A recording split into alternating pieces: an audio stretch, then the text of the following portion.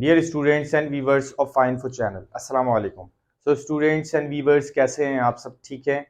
So students, जैसे कि आप सबको पता है कि म्यूट और जो इससे रिलेटेड जो इंटरेस्ट टेस्ट है, उसके जो है वो टेस्ट की सीरीज जो है वो हम कंटिन्यू कर रहे हैं। और स्पेशली जो म्यूट का जो टेस्ट है फेज 2 जो स्टार्ट होने वाला है, उसकी जो है वो प्रिपरेशन जो है वो कर रहे हैं और टॉपिक वाइज जो है वो एमसीक्यू सॉल्व कर रहे हैं।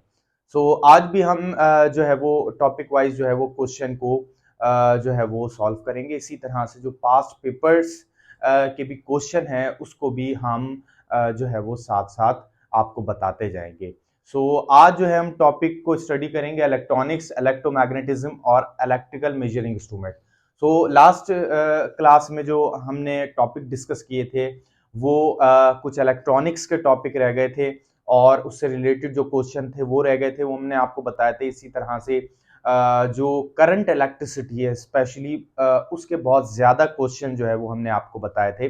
और जो पास पेपर में जो क्वेश्चन आते हैं वो भी आपको बताए थे, वो भी अक्सर जो है वो आते हैं और बार बार रिपीट होते हैं क्वेश्चन, वो आपको बताए थे। सो आज जो है वो इलेक्ट्रोमैग्नेटिज्म, इलेक्ट्रिकल मेजरिंग इंस्ट्रूमेंट्स और जो इलेक्ट्रॉनिक्स है इसको हम डिस्कस करते जाएंगे। तो पहले हम डिस्कस करेंगे इलेक्ट्रोमैग्नेटिज्म को और फिर जो है वो इसके बाद हम डिस्कस करेंगे इलेक्ट्रिकल मेजरिंग इंस्ट्रूमेंट्स को और फिर उसके बाद जो है हम इलेक्ट्रॉनिक्स को डिस्कस करेंगे। स्टूडेंट्स, अगर अभी तक आपने चैनल सब्सक्राइब नहीं किया तो फौरन चैनल को सब्सक्राइब कर लें और बेल आइकन को लाजमी क्लिक करें ताकि हर आने वाली वीडियो का नोटिफिकेशन आपको मिल सके। तो स्टार्ट करते हैं। पहला सवाल हम लेंगे इलेक्ट्रोमैग्नेटिज्म से। पहला सवाल, question 1, unit of magnetic field. Unit of magnetic field. ये हम प्रीवियस वीडियो जो हमने पास पेपर से रिलेटेड बनाई थी उसमें भी हम डिस्कस कर चुके हैं। टॉपिक वाइज जो है, चैप्टर वाइज और टॉपिक वाइज जो है वो हम स्टडी कर रहे हैं और आपको क्वेश्चन बता रहे हैं। सो लिहाजा इसको दोबारा जो है वो हम रिकॉल कर लेते हैं ताकि आपकी तैयारी अच्छे से हो, आपको अच्छे से जो है वो याद हो जाए और बार बार जो है वो रिकॉल हो जाए। हमारे पास टेस्ला, याद रखिएगा इसका आंसर है टेस्ला और इसका सिंबल टी होता है, टी इसका सिंबल है। और स्टूडेंट्स, 1 टेस्ला हमारे पास बराबर होता है 1 टेस्ला, ये बराबर है न्यूटन पर एम्पियर और per metre.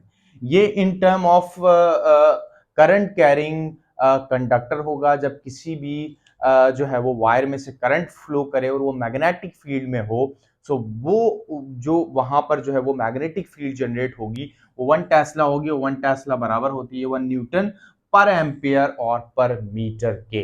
It is denoted by B. B से इसको जो है वो रिप्रेजेंट करते हैं, डिनोट करते हैं। इसी तरह से स्टूडेंट्स, ये सवाल भी बन जाता है कि मैग्नेटिक फील्ड स्केलर है या वेक्टर है। So it is vector, it is vector. ये मैग्नेटिक फील्ड जो है स्टूडेंट्स, ये वेक्टर है क्योंकि इसकी डायरेक्शन होती है। जिस तरह से इलेक्ट्रिक फील्ड के बारे में हमने आपको बताया था, इलेक्ट्रिक फील्ड का जो सिंबल होता है वो ई होता है और इलेक्ट्रिक फील्ड भी एक वेक्टर है। सो लिहाजा मैग्नेटिक फील्ड जो है ये भी एक वेक्टर क्वांटिटी है, इसकी डायरेक्शन होती है, तो ये वेक्टर हो गई। अब इसी तरह से स्टूडेंट्स एक और सवाल आ जाता है, उसमें आपसे पूछा जाता है the unit of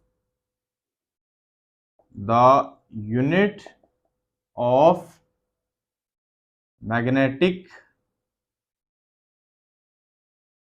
flux density और मैग्नेटिक इंडक्शन। मैग्नेटिक इंडक्शन भी हम इसको कहते हैं। तो स्टूडेंट, ये सवाल जो है वो अक्सर आ जाता है, unit of magnetic flux density. अब स्टूडेंट, मैग्नेटिक फ्लक्स डेंसिटी हो, मैग्नेटिक फील्ड हो या फिर मैग्नेटिक इंडक्शन हो, तमाम ही को हम बी से ही डिनोट करते हैं और तीनों का मकसद यहां पर जो है वो एक ही यूनिट है, विच इज टेस्ला। लेकिन टेस्ला जैसे जिस तरह से हमने मैग्नेटिक फील्ड में हमने यहाँ पे लिया कि 1 टेस्ला जो है वो इन टर्म ऑफ न्यूटन पर मीटर और पर एम्पियर, अगर हम इसको बेस यूनिट में लिखते हैं, बेस यूनिट में इस तरह से होता है।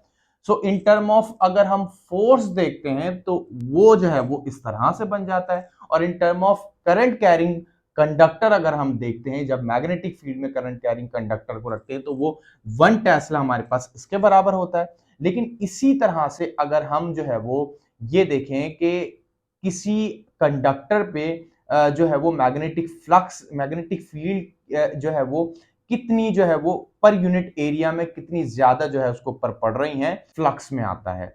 और मैग्नेटिक फ्लक्स स्टूडेंट्स ये एक स्केलर क्वांटिटी होती है।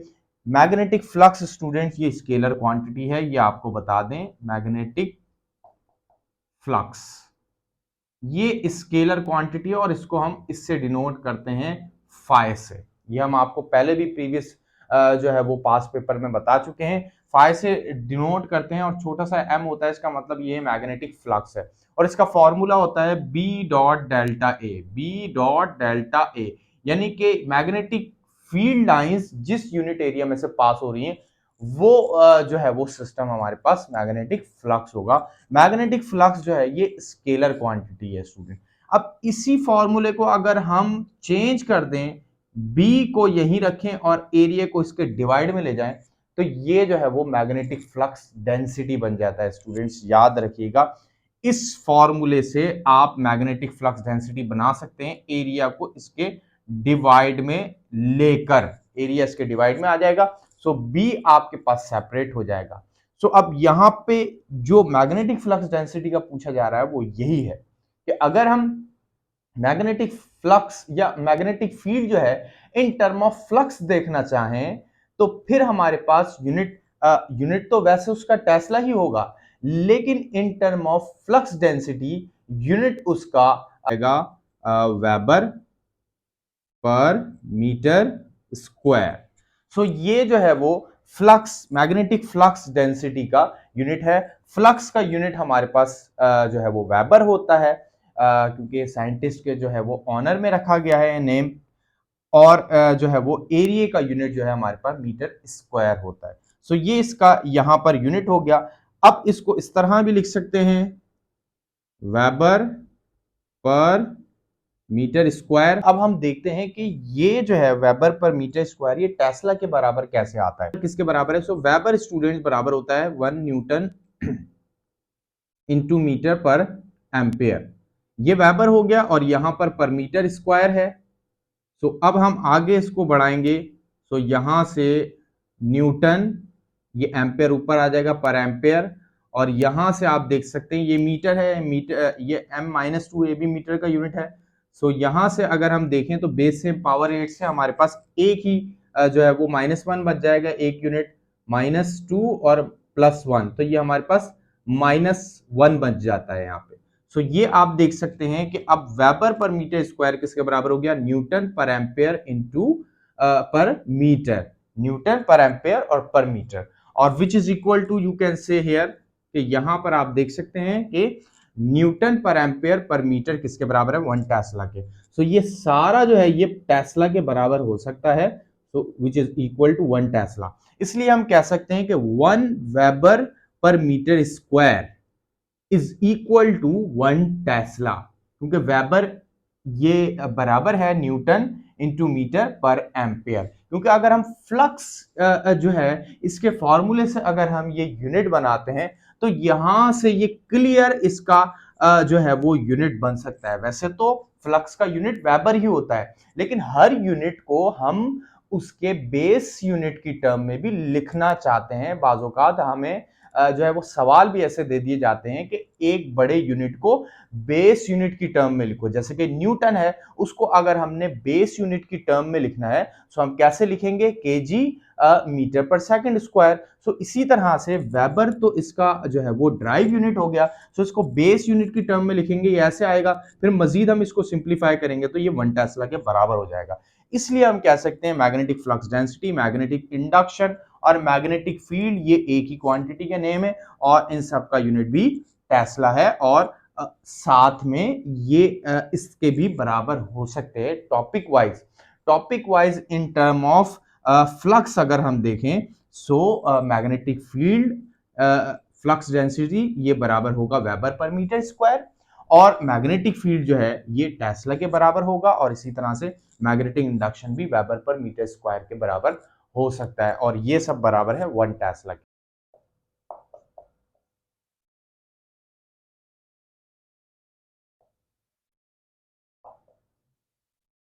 अब हमारे पास तीसरा क्वेश्चन है students, unit of inductance. So unit of inductance students हमारे पास इसका यूनिट होता है हेनरी। इंडक्टेंस का यूनिट स्टूडेंट्स हमारे पास है हेनरी, और इसका सिंबल होता है एच। एच इसका सिंबल है।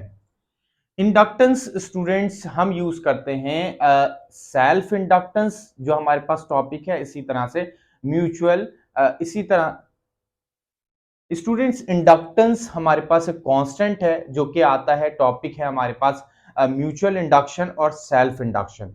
ये दो हमारे पास टॉपिक हैं। म्यूचुअल इंडक्शन जब हम बात करते हैं कि जब भी जो है वो एक कॉइल में से हम करंट चेंज कराएं तो उसके नेबरिंग कॉइल में जो है वो ईएमएफ जनरेट हो जाए, वो हमारे पास म्यूचुअल इंडक्शन कहलाता है। और सेल्फ इंडक्शन हमारे पास कहलाता है कि जब हम करंट चेंज करें एक कॉइल में, सो उसी की वजह से उसके इफेक्ट से जो है वो जो मैग्नेटिक फील्ड जनरेट हो, और उससे जो है वो उसी कॉइल में जो है वो एक और जो है वो ईएमएफ जनरेट हो जाए, सो इसको हम जो है वो सेल्फ इंडक्शन कहते हैं।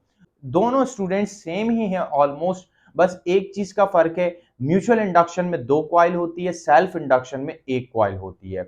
और इसी तरह से फॉर्मूलाज भी दोनों के सेम ही हैं और दोनों में ईएमएफ जनरेट हो रहा होता है। इसी तरह से दोनों के फॉर्मूलाज में एक कांस्टेंट आता है। म्यूचुअल इंडक्शन के फॉर्मूले में हमारे पास एम कांस्टेंट आता है, क्योंकि जो हमारे पास फॉर्मूला होता है ईएमएफ बराबर है ये हमारे पास कांस्टेंट होता है चेंज इन द करंट के बराबर होता है। तो ये हमारे पास म्यूचुअल इंडक्शन होता है। इसी तरह से सेल्फ इंडक्शन की हम बात करते हैं तो ये हमारे पास यहाँ पर एल आ जाता है, और ये delta I change in the जो है वो करंट की जब हम बात करते हैं कि जब जो है वो करंट चेंज हो रहा हो तो हमारे पास वो बराबर होता है ईएमएफ के।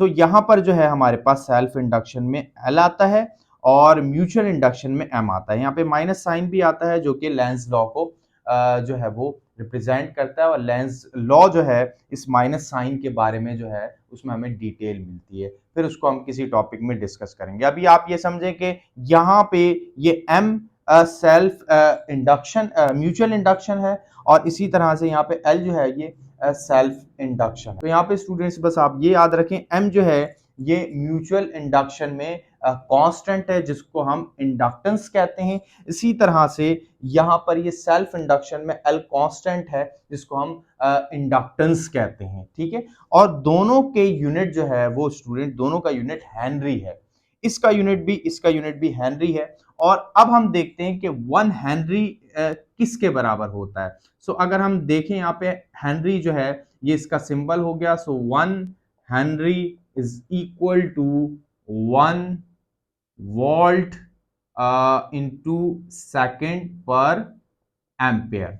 तो यहां से फॉर्मूला से आप क्लियरली देख सकते हैं कि अगर हमने म्यूचुअल इंडक्शन के यहां पर कांस्टेंट को यहीं रखा, सो फॉर्मूला कुछ इस तरह से अरेंज हो जाएगा कि ये टाइम जो है जो इससे डिवाइड कर रहा है करंट से जाके मल्टीप्लाई करेगा ईएमएफ से, ठीक है, और बाकी यहां पर नीचे डिवाइड में आ जाएगा आपके पास करंट डेल्टा आई।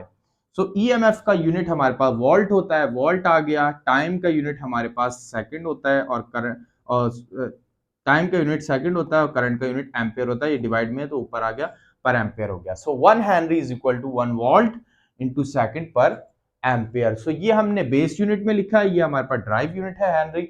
सो इस तरह से जो है वो हम इसका यूनिट बना सकते हैं। तो ये भी सवाल आ सकता है, तो इसको भी आप याद रखें। अब चाहे सेल्फ इंडक्शन का कांस्टेंट हो या म्यूचुअल इंडक्शन का कांस्टेंट हो, दोनों का जो कांस्टेंट है वो इंडक्टेंस कहलाता है, और इंडक्टेंस का यूनिट हेनरी है, और हेनरी जो है ये इसको बेस यूनिट की टर्म में लिखेंगे तो ये इसके बराबर हो जाएगा। इसी तरह से स्टूडेंट्स याद रखें कि इंडक्टेंस भी एक जो है वो हमारे पास स्केलर क्वांटिटी है और इसकी डायमेंशन भी आप निकाल सकते हैं।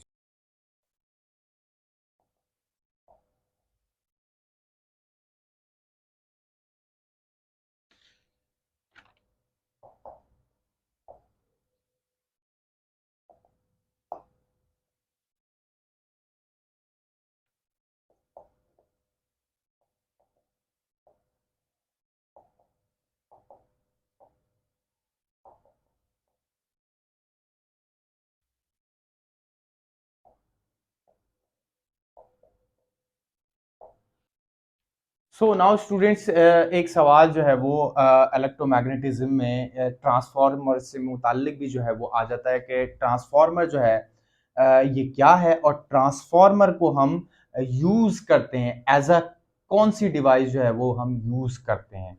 सो स्टूडेंट्स ट्रांसफार्मर याद रखिएगा एक वो डिवाइस है जो कि हाई वोल्टेज को लो वोल्टेज में और लो वोल्टेज को हाई वोल्टेज में कन्वर्ट करता है, ये वो डिवाइस है।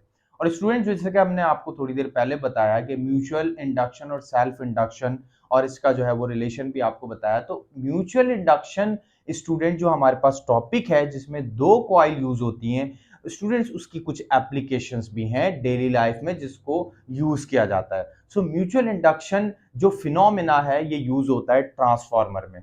तो ये भी सवाल आ सकता है, transformer is a general application of mutual induction. Mutual induction की जो है वो जनरल एप्लीकेशन है और इसको यूज करते हैं डेली लाइफ में। ये ट्रांसफार्मर का एक बहुत बड़ा रोल है हमारी सोसाइटी के अंदर, क्योंकि इलेक्ट्रिसिटी जो आती है ये ट्रांसफॉर्म होके ये आती है हमारे घरों तक। अगर ट्रांसफार्मर ना हो सो इलेक्ट्रिसिटी की जो ट्रांसमिशन है ये बहुत ही मुश्किल हो जाए। तो ट्रांसफार्मर जो है ये बहुत अहम है। अब इसको यूज करते हैं, इसका ऑप्शन है यहाँ पर ट्रांसफॉर्म अल्टरनेटिंग करंट वोल्टेज, यानी कि इसका मतलब ये है कि वही के वोल्टेज जो है उसको ट्रांसफॉर्म करने के लिए, इसका मतलब ये है कि ट्रांसफॉर्म करना, कन्वर्ट करना, हाई वोल्टेज को लो वोल्टेज में, लो वोल्टेज को हाई वोल्टेज में कन्वर्ट करना, ये हमारे पास जो है वो ट्रांसफार्मर होता है। ट्रांसफार्मर की जो है वो तीन टाइप्स के अंदर आता है, एक स्टेप अप में आता है, एक स्टेप डाउन ट्रांसफार्मर आता है और तीसरा आता है सेंटर टैप ट्रांसफार्मर। तीनों की अलग अलग जगहों पे जो है वो यूज होता है और तीनों जो है वो उसकी अलग अलग एप्लीकेशन है, अलग अलग जो है वो फील्ड में यूज किए जाते हैं। सो यहाँ पर हम फॉर्मूला भी आपको बता देते हैं। यहाँ पर जो है फॉर्मूला होता है इसका वीपी, यानी कि जो प्राइमरी कॉइल जो होती है उसका वोल्टेज डिवाइड होता है, उसको जो है उसके साथ जो है वो डिवाइड होता है सेकेंडरी कॉइल का वोल्टेज। इसी तरह से ये बराबर है हमारे पास number of turns of primary coil divided by number of turns of secondary coil. So ये जो रेशियो है हमारे पास प्राइमरी और सेकेंडरी कॉइल का जो वोल्टेज है वो रेशियो बराबर होता है number of turns of primary and secondary coil के रेशियो के बराबर। ये फॉर्मूला है। सो स्टूडेंट्स ये सवाल जो है वो अक्सर आ जाता है एग्जाम में कि the electromagnetic waves do not transport. Electromagnetic waves जो है ये क्या चीज कैरी नहीं कर पाती, ये क्या चीज जो है वो ट्रांसपोर्ट नहीं करती। सो यहाँ पर जो है वो ऑप्शन, करेक्ट ऑप्शन है हमारे पास चार्ज। चार्ज जो है स्टूडेंट्स इलेक्ट्रोमैग्नेटिक वेव जो है ये कैरी नहीं कर पाती, चार्ज जो है वो ट्रांसपोर्ट नहीं कर पाती, ठीक है, इलेक्ट्रोमैग्नेटिक वेव्स। जबकि इलेक्ट्रोमैग्नेटिक वेव्स जो है वो और क्या क्या जो है वो कैरी कर लेती है। सो इसके ऑप्शन में और भी जो है वो दूसरे ऑप्शन आ सकते हैं। एक ऑप्शन है हमारे पास इंफॉर्मेशन, इंफॉर्मेशन जो है ये ट्रांसपोर्ट कर देती है, कैरी कर लेती है। इसी तरह से डेटा जो है वो कैरी कर लेती है। और एक और ऑप्शन बन सकता है, तीसरा ऑप्शन जो है ये एनर्जी जो है वो कैरी कर लेती है। एक और ऑप्शन इसका बनता है कि मोमेंटम जो है ये भी जो है कैरी कर लेती है, ट्रांसपोर्ट कर लेती है। तो तीन चीजें जो है ये कैरी कर लेती है। तो ये जो है आप ऑप्शन याद रखें। एक है हमारे पास इंफॉर्मेशन और डेटा, दूसरा एनर्जी हो गया, तीसरा जो है मोमेंटम। जी हाँ स्टूडेंट्स, अब आप सोच रहे होंगे मोमेंटम कैसे कैरी कर लेती है। तो स्टूडेंट्स जब जो इलेक्ट्रोमैग्नेटिक वेव्स है, जब इन टर्म ऑफ पार्टिकल हम पढ़ते हैं, जो हमारे पास मॉडर्न फिजिक्स है उसमें हम आपको बताएंगे किस तरह से जो है वो इलेक्ट्रोमैग्नेटिक वेव्स को पार्टिकल जो है वो कंसीडर करते हैं, और इसके जो है वो अलग अलग टॉपिक्स भी हैं।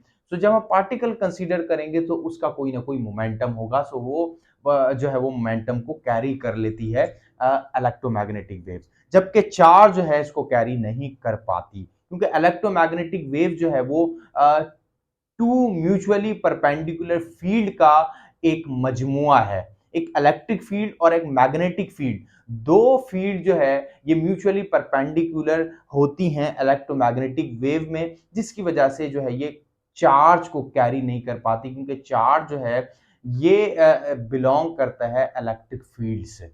सो ये इसकी वजह है। अब स्टूडेंट्स आगे बढ़ते हैं। Magnetic wave was predicted by, so जो इलेक्ट्रोमैग्नेटिक वेव्स है, इसका जो प्रोपगेशन है, इसका एक्सपेरिमेंट जो है वो मैक्सवेल ने किया था, और मैक्सवेल ने ही जो है इलेक्ट्रोमैग्नेटिक वेव का रिलेशन बताया था और इसकी वैल्यू भी कैलकुलेट करके बताई थी, which is equal to the और equivalent which is equivalent to the speed of light, जो कि स्पीड ऑफ लाइट के बराबर आ रही थी इलेक्ट्रोमैग्नेटिक वेव की जो स्पीड है। अब स्टूडेंट्स आगे बढ़ते हैं।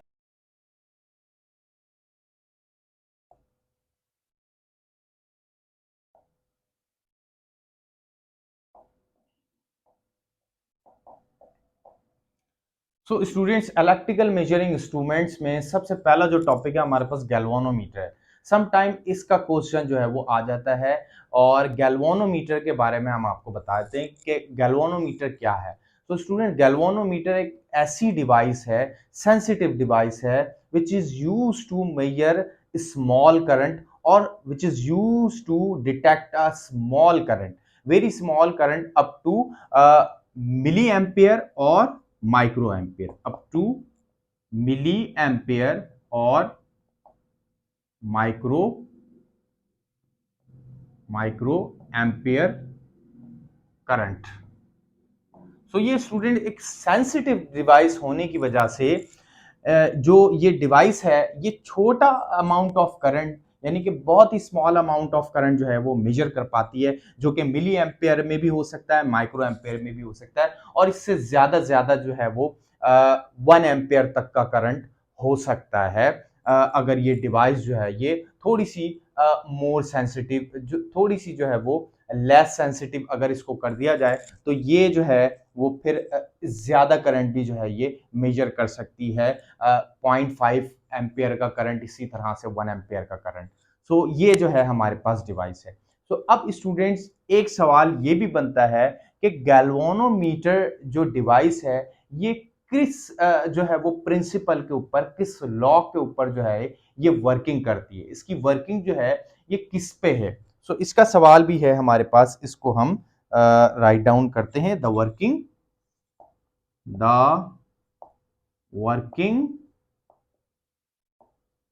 ऑफ galvanometer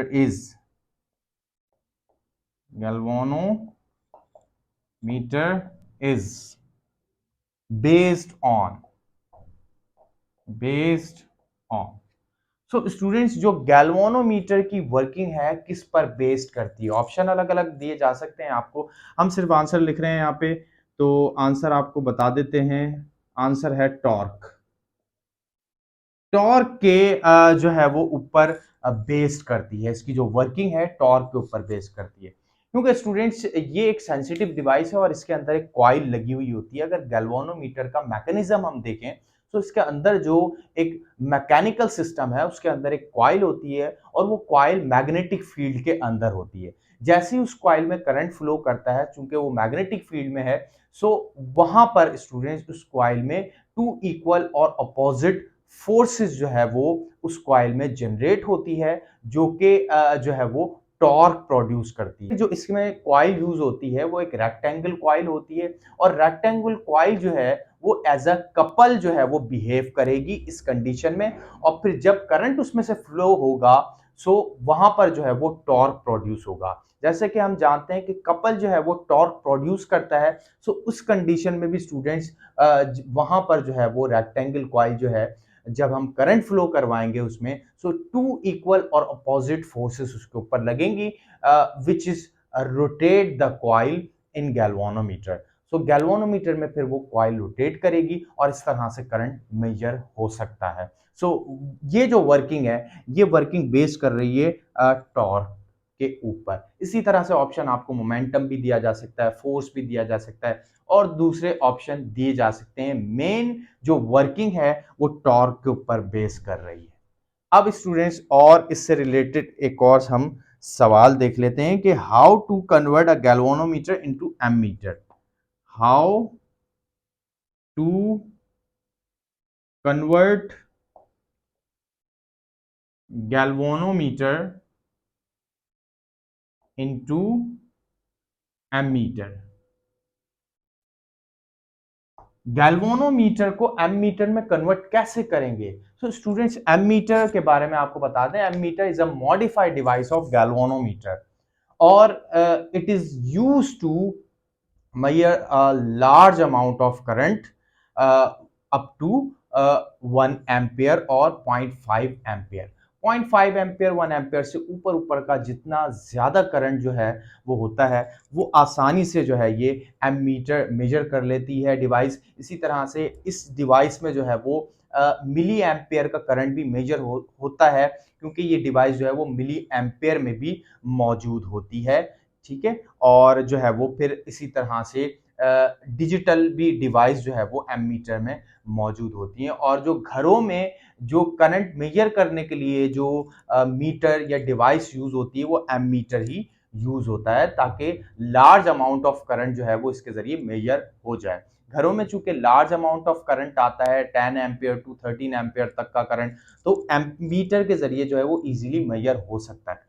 अब इसमें क्या होता है कि ये गैल्वानोमीटर जो है वो क्या ऐसा करना पड़ेगा गैल्वानोमीटर कि वो एमीटर में कन्वर्ट हो जाए। इसको कह सकते हैं कि एक स्मॉल रेजिस्टेंस जो है वो हम यहाँ पर यूज करेंगे, जिसको शंट रेजिस्टेंस कह सकते हैं। तो वहां पर जो है वो यूज करके हम गैल्वानोमीटर में यूज करके इसको हम कन्वर्ट कर सकते हैं। तो वो जब हम लगाएंगे, सो फिर क्या होगा, जो करंट है वो जो है वो आसानी से उसमें लार्ज अमाउंट ऑफ करंट भी होगा, वो आसानी से फ्लो हो जाएगा, क्योंकि स्मॉल रेजिस्टेंस लार्ज करंट को कैरी कर सकता है, लार्ज करंट पास कर सकता है। सो आसानी से जो है वो लार्ज अमाउंट में करंट जो है वो पास हो जाएगा। सो फिर ये डिवाइस जो है वो कहलाएगी एमीटर। सो एमीटर जो है वो इस तरह से जो है वो कन्वर्ट होती है कि ऑप्शन अलग अलग दिए जा सकते हैं। ऑप्शन में शंट रेजिस्टेंस और स्मॉल रेजिस्टेंस भी जो है वो आ सकता है। सो स्मॉल रेजिस्टेंस हम लगाएंगे और कनेक्शन कैसे होगी, सीरीज में नहीं होगी, पैरेलल में होगी। कनेक्शन दो तरह की होती है स्टूडेंट सर्किट में, पैरेलल भी लगाते हैं और सीरीज में भी लगाते हैं। सो यहाँ पर जो शंट रेजिस्टेंस लगेगा वो पैरेलल में लगेगा, याद रखिएगा। इसी तरह से गैल्वानोमीटर को हम वोल्ट मीटर में भी कन्वर्ट कर सकते हैं। वोल्ट मीटर भी मॉडिफाइड डिवाइस है गैल्वानोमीटर का, क्योंकि उसमें हम वोल्टेज मेजर करते हैं। वोल्ट मीटर में हम वोल्टेज मेजर कर रहे होते हैं। तो उस कंडीशन में हम गैल्वानोमीटर को कैसे कन्वर्ट करेंगे, वहां पर स्टूडेंट्स हम लगाएंगे large resistance. Large resistance connect करेंगे, लेकिन जो हमने एमीटर में कनेक्शन की है पैरेलल, पैरेलल नहीं करेंगे, वहां पे हम जो है वो सीरीज में करेंगे। सीरीज में हम लार्ज रेजिस्टेंस लगाएंगे, सो वो वोल्ट मीटर में कन्वर्ट हो जाएगा गैल्वानोमीटर। और अगर हम स्मॉल रेजिस्टेंस पैरेलल में लगाएंगे, सो एमीटर में गैल्वानोमीटर कन्वर्ट हो जाएगा। ये इसकी कन्वर्जन है। इस तरह के ऑप्शन आ सकते हैं, याद रखिएगा।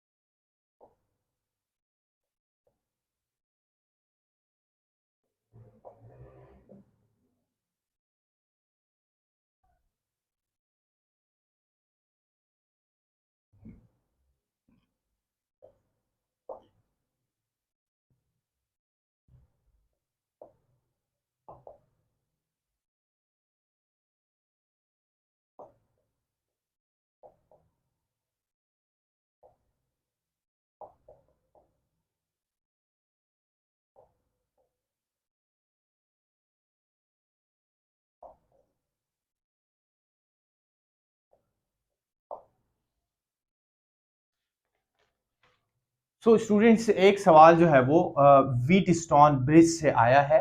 सो इस तरह के सवाल जो है वो आ सकते हैं। ये भी सवाल जो है वो इलेक्ट्रिकल मेजरिंग इंस्ट्रूमेंट्स का है। सो यहाँ पर ये सवाल ये है, the Wheatstone bridge is most sensitive when. अब पहले तो व्हीटस्टोन ब्रिज क्या होता है स्टूडेंट्स? जिस तरह से हमारे पास पैरेलल सर्किट होता है, सीरीज सर्किट होता है, एक हम जो है वो ब्रिज सर्किट भी पढ़ते हैं। ब्रिज सर्किट में स्टूडेंट्स क्या होता है कि हमारे पास चार रेजिस्टेंस जो है वो कनेक्ट होते हैं इस तरह से। ये एक ऐसा सर्किट होता है, थोड़ा सा कॉम्प्लेक्स सर्किट है। कॉन्सेप्ट आपके पास होगा सो ये आपको समझने में आसानी होगी। सो सिर्फ क्या होता है, यहाँ पे चार रेजिस्टर जो है वो लगे हुए होते हैं ऐसे, जो है वो side by side. Side by side जो है वो चार रेजिस्टर जो है वो लगे होते हैं, और एक रेजिस्टर जो है वो बीच में से कनेक्ट होता है, यहां से ऐसे ऐसे कनेक्ट होता है सेंटर में से। सो इस जो है वो रेजिस्टर की वजह से या इस रेजिस्टेंस की वजह से जो सेंटर में लगा हुआ है, इसको हम ब्रिज सर्किट कहते हैं। थोड़ा सा कॉम्प्लेक्स सर्किट होता है और सीरीज और पैरेलल से थोड़ा सा डिफरेंट है ये, क्योंकि बीच में से एक सेंटर में से एक वायर जो है इसमें से पास होती है, और यहां से दो रेजिस्टर को जो है ये यहां से ऊपर से जोड़ती है और नीचे से भी दो रेजिस्टर से जोड़ती है। तो इस वजह से ये बन जाता है ब्रिज सर्किट। और ब्रिज सर्किट जो है इसको इंट्रोड्यूस करवाया व्हीटस्टोन ने, तो इसकी वजह से इसको व्हीटस्टोन ब्रिज भी कहा जाता है। और ये सेंसिटिव होता है, कब सेंसिटिव होता है कि जब यहाँ पे आंसर स्टूडेंट हमने लिख दिया है कि the ratio arm is equal to 1, कि जो इसके रेशियो आर्म है ये 1 हो। जैसे कि ये जो आर्म है, ये 4 आर्म जो है R1 R2, ये जो रेजिस्टेंस है इनको आर्म कहा जा रहा है, R3 एंड R4। ये हमारे पास समटाइम अननोन रेजिस्टेंस के लिए यूज होता है। और यहां पर जो है वो सेंटर में लगा होता है गैल्वेनोमीटर। यहां पर सेंटर में हमारे पास गैल्वेनोमीटर लगा हुआ होता है। सो इसका एक फॉर्मूला होता है रेशियो आर्म का, R1 divided by R3 is equal to R2 divided by R4। ये रेशियो आर्म जो है इसका फॉर्मूला है। जब ये रेशियो आर्म 1 के बराबर हो जाए, यानी कि R1 डिवाइडेड बाय R3 ये 1 आए, और R2 डिवाइडेड बाय R4 ये भी 1 आए। अब 1 हमारे पास एक कॉमन वैल्यू है, इसकी जगह 4 4 2 2 या कोई भी वैल्यू आए लेकिन बराबर हो आपस में, ठीक है, तो वो ऑब्वियसली अगर कोई दूसरे डिजिट भी होंगे और इक्वल होंगे तो 1 के ही बराबर होंगे। सो रेशियो आर्म जो है वो बराबर होने चाहिए इसके। सो स्टूडेंट्स, यहां पर जो है वो जब सेंसिटिव होगा जब इसके रेशियो आर्म 1 के बराबर होंगे। सो रेशियो आर्म जो है यहाँ पर 1 इज इक्वल टू 1 हो, यानी कि 1 जो है वो 1 के बराबर हो, दोनों लेफ्ट हैंड साइड और राइट हैंड साइड पे 1 हो। सो इट मींस कि ये जो व्हीटस्टोन ब्रिज है ये सेंसिटिव कंडीशन में है। सो इस तरह ये जो है वो सवाल स्टूडेंट्स आया है पास पेपर में, इसको आप नोट कर लें। अब हम आगे बढ़ते हैं।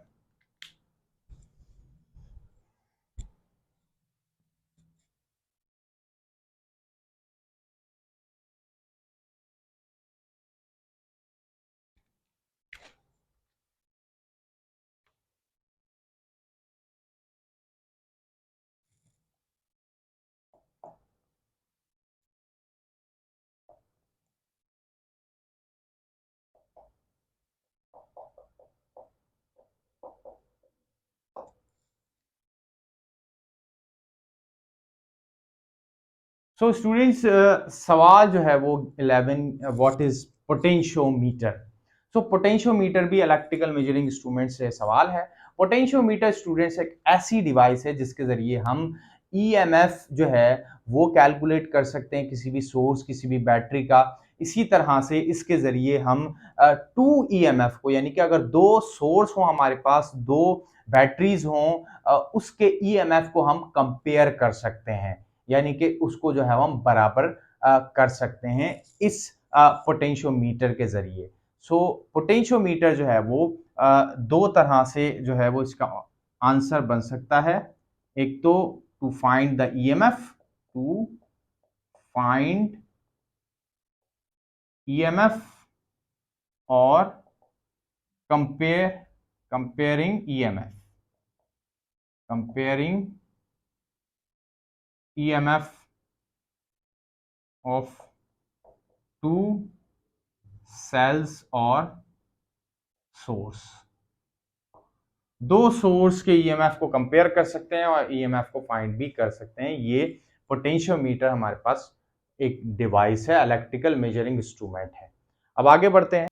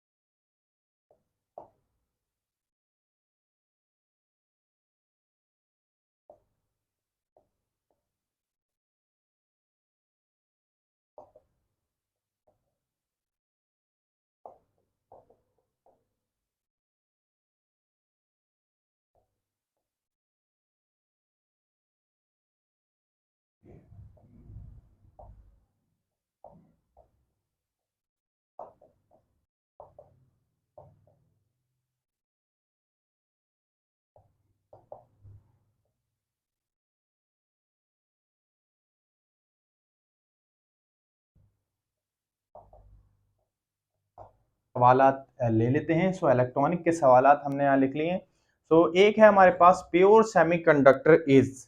सो प्योर सेमीकंडक्टर किसे कहते हैं? तो पहले तो सेमीकंडक्टर हमें पता होना चाहिए। तो स्टूडेंट्स हमारे पास तीन तरह के मटेरियल होते हैं या फिर तीन तरह के जो हमारे पास कंडक्टर होते हैं। ये कह सकते हैं कि एक हमारे पास इंसुलेटर होता है, एक जो है वो हमारे पास कंडक्टर होता है, दूसरा इंसुलेटर और तीसरा होता है हमारे पास सेमीकंडक्टर। कंडक्टर में हम जानते हैं कि उसमें फ्री इलेक्ट्रॉन्स की वजह से करंट अलाउ हो जाता है, करंट पास होता है। सो ये हमारे पास जो है वो कंडक्टर कहलाता है। सो मोस्टली जितने मेटल्स होते हैं वो ज्यादातर कंडक्टर्स होते हैं। कुछ कुछ उसमें से जो है वो नॉन कंडक्टर भी होते हैं और कुछ उनमें से सेमी कंडक्टर भी होते हैं। इसी तरह से जो इंसुलेटर होते हैं वो तो किसी सूरत में करंट पास नहीं कर सकते क्योंकि उसमें फ्री इलेक्ट्रॉन्स नहीं होते हैं, जैसे कि हमारे पास वुड हो गया और इस तरह के डिफरेंट जो मटेरियल्स हैं ये हमारे पास इंसुलेटर में आते हैं। रबर हो गया, रबर भी इंसुलेटर में आता है। तो इसमें जो है वो फ्री इलेक्ट्रॉन्स ना होने की वजह से करंट अलाउ नहीं होता, करंट पास नहीं होता। सेमीकंडक्टर स्टूडेंट्स एक वो हमारे पास मटेरियल है जिसमें क्या होता है स्टूडेंट्स, कुछ कंडीशन में करंट अलाउ हो जाता है, कुछ कंडीशन में करंट अलाउ नहीं होता। सो सेमीकंडक्टर जो है वो एक मिड स्टेट है, एक दरमियानी स्टेट है मटेरियल की जो कंडक्टर और इंसुलेटर के दरमियान है। कंडक्टर और इंसुलेटर के दरमियान का जो स्टेट है मटेरियल का वो हमारे पास सेमीकंडक्टर कहलाता है।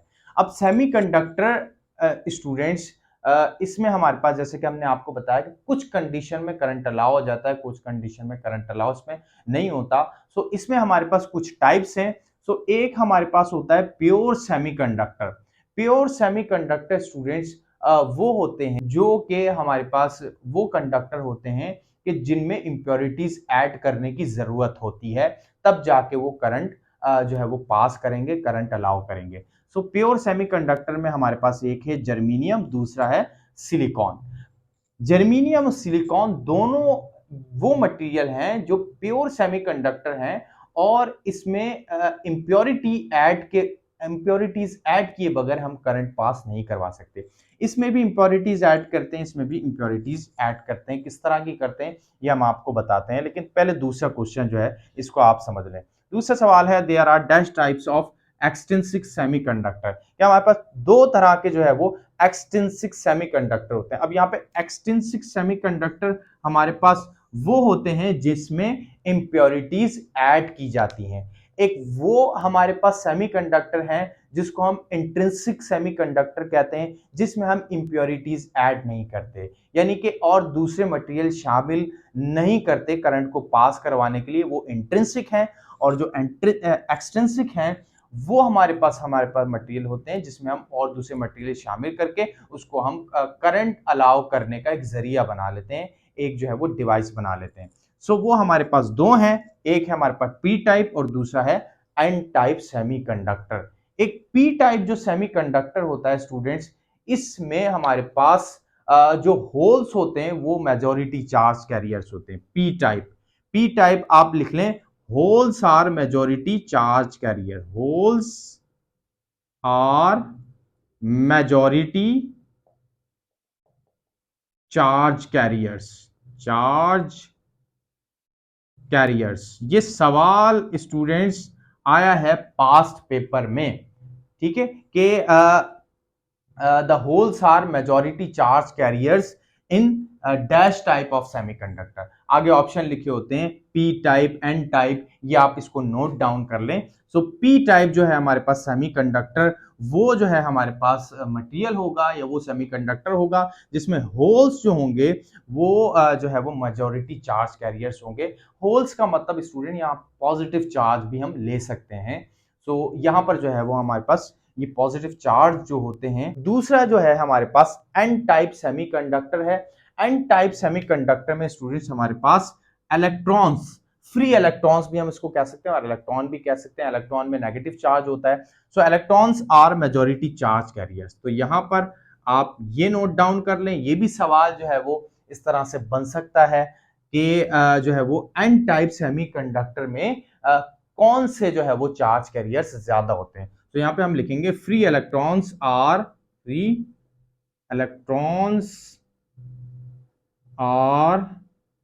मेजॉरिटी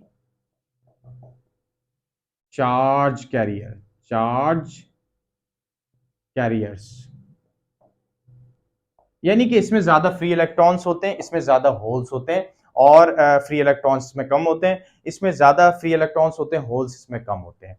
सो ये दो तरह के हमारे पास मटेरियल आते हैं, P type, N type and extrinsic semiconductor के अंदर। अब स्टूडेंट्स आपको ये बात बता दें कि पी टाइप जो सेमीकंडक्टर है, एन टाइप जो सेमीकंडक्टर है, ये हमारे पास कब बनते हैं। पी टाइप जो सेमीकंडक्टर हमारे पास बनता है, ये हम जब ट्राईवैलेंट जो इंप्योरिटीज होती है इसको ऐड करते हैं तो हमारे पास पी टाइप सेमीकंडक्टर बनता है। इसी तरह से एन टाइप जो सेमीकंडक्टर है या एन टाइप जो मटेरियल है, ये हमारे पास जब बनता है जब हम इसमें पेंटावैलेंट इंप्योरिटीज को ऐड करें।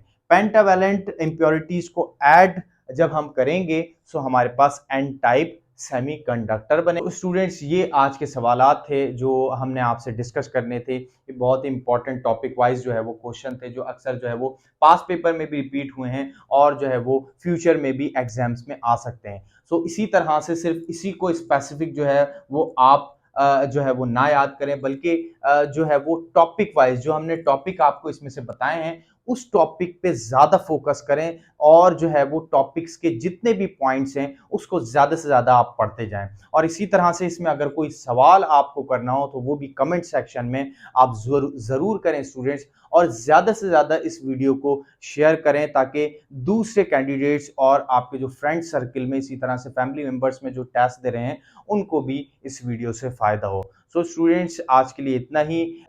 मिलते हैं स्टूडेंट्स एक और पार्ट में आपसे, उसमें हम और न्यू जो टॉपिक्स हैं वो हम डिस्कस करेंगे आपसे, और इसके बाद वाले जो हमारे चैप्टर हैं स्पेशली मॉडर्न फिजिक्स के जो चैप्टर हैं उसमें जो इम्पोर्टेंट टॉपिक हैं उसको हम जो है वो डिस्कस करेंगे। आज के लिए इतना ही स्टूडेंट्स, अपना बहुत सारा ख्याल रखें, मिलते हैं नेक्स्ट लेक्चर में।